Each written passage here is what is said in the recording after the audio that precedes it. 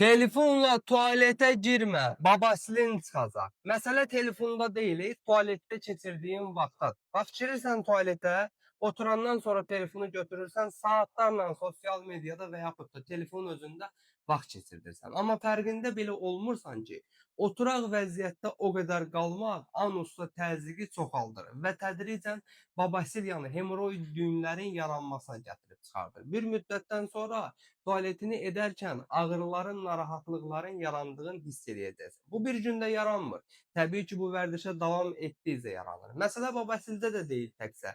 Sən telefonla tualetə girdiyin zaman tualetdən telefonun ekranına mikroblar düşməyə başlayır. Telefon da həyatının ayrılmaz bir hissəsidir. Yemək yeyəndə masanda olur, yatanda çarpayında olur, bütün günü əlində olur. Bu da sözü gedən mikrobların hava vasitəsilə orqanizminə daxil olmasıdır. Nəticədə daha ciddi xəstəliklərin yaranması riskinin artması deməkdir. Mənim sənə tövsiyəm çalışdığın qədər tualetə telefonla girmə və telefonunu tez-tez təmizlə.